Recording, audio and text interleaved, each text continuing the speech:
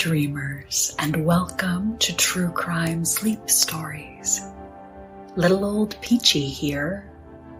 Peachy Death if we're being formal, but we're not. You may have seen me around. If you haven't, you will. I am the smile in the moon's face at night. I am the warm embrace of your lover. I am in hurricanes and ice flows and tragedies and lava lamps.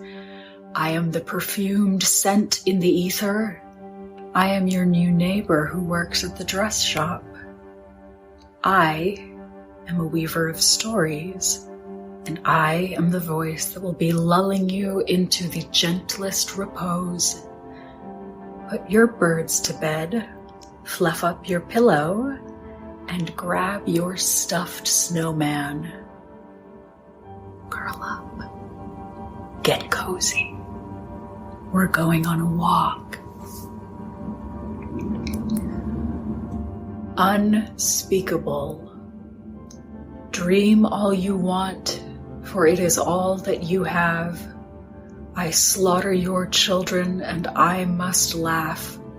Living to bring evil, living just to die. I care nothing for you, or how you cry. Unspeakable. In 1986, 20-year-old Kurt Strubing was known for being a boy in a band. By then, he was part of NME, a power thrash metal band, but he had been active in the local metal scene since he was a teenager. We've all known him. Most of us have probably been in love with someone like him. Crazy talented, tortured, creative type. Dreamy. Here's looking at you, Eric Glendy. Kurt started his first band with some high school friends in 1983, a project called Night Prowler that released 2 demos, Eat Death and Back for Seconds. You can imagine the intensity. From there, he went on to form NME, and by 1986, their first album, Unholy Death, had been released with plans for a follow-up record already in the works. Tragically, that plan would never come to fruition. Unholy Death was filled with fire and brimstone lyrics, songs about hell and death and agony, violence and demons, blood, suffering and slaughter, and the end of days. Very potently dark thoughts that were unfortunately indicative of Kurt's inner turmoil.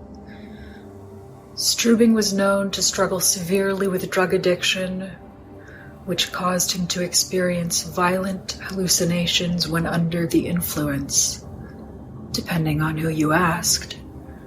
Some close to him would attest to his heavy drug use. Some would staunchly insist the opposite. The agreed-upon fact was, at least, that he was profoundly mentally unstable at this time, and that it seemed to be escalating.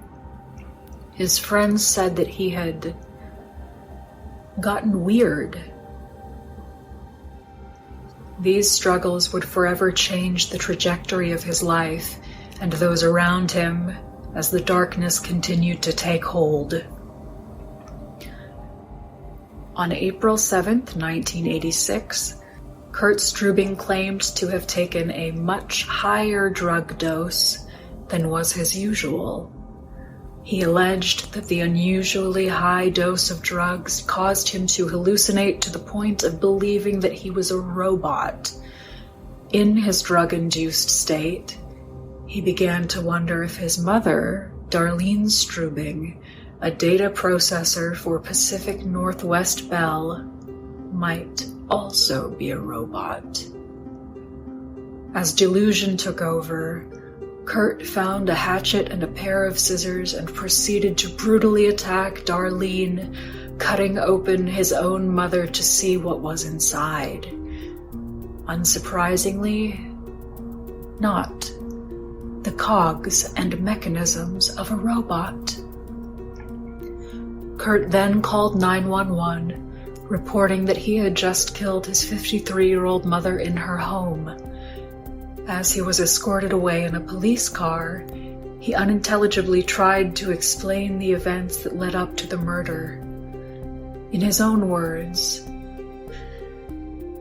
"It's been a long night. I just got off from reality. Can I still be an artist?" Police demanded to know why he felt compelled to kill his mother, and Kurt replied, "I just got caught up in everything. I couldn't cry. I learned too late that I could be whatever I wanted to be." Whatever he wanted to be. How did we end up here? Strubing's parents were divorced. He was known to not get on well with his father, but he and Darlene never seemed to have any problems. However, there clearly was a problem with Kurt's mental and emotional state at this time. The signs were there, in retrospect, in the weeks leading up to Darlene's murder. Kurt had just cut off his waist-length hair, which was a bold and unexpected move for the thrash metal rocker. His bandmates said that he was acting strangely, insisting that he could read people's minds. He eventually believed that he might be a robot, and that those around him likely were as well. Kurt accused people of stealing from him, of wanting to do him harm. One friend had rented a carpet shampooer for a project they were working on, and without their knowledge, Kurt drank the entire bottle of carpet cleaner, making himself incredibly ill. His reasoning was that he was trying to clean himself out. He stripped naked and walked home. Kurt was arrested and later pleaded guilty to second-degree murder. He was sentenced to 12 years in prison, though even the prosecution had sought a shorter sentence. As written in the Seattle Times, documents indicated that prosecutors and defense attorneys agreed Strubing was mentally ill, although they differed on whether he was criminally insane at the time of the murder. Both had agreed to recommend an 8-year sentence, but the judge instead handed down a 12-year prison term to be served in the mentally ill offenders unit of the Monroe Reformatory. Strubing was released in 1994, and he would resume a fairly normal life, all things considered. He fell back into his beloved music scene, became a trusted friend and doting father, and figurehead in the local metal community.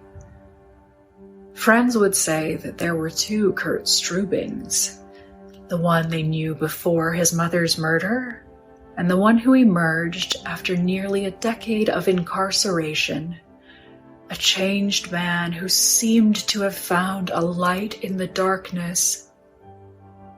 That is, until his sudden death in 2005. At the age of 39, Strubing was sitting in his car at an open but barricaded bridge in Seattle, Washington, waiting for a boat to pass. Suddenly, he drove his Volkswagen Jetta through two barriers on the bridge, careening off the edge and plunging to the ground more than 50 feet below. Police investigators and motorists who saw the crash were bewildered as to why Kurt abruptly drove his car off the bridge, seemingly with no rhyme or reason. Loved ones struggled to make sense of it, laying it to rest as being a horrible accident. What was Kurt's reality in those final moments? We'll never truly know. Sometimes, I think, the darkness comes back to haunt us. Unspeakable, hiding in the shadows, creeping up on you. Voices from hell tell me just what to do. I split your skull to watch the blood run. Everything's black with death. No more sun. Unspeakable.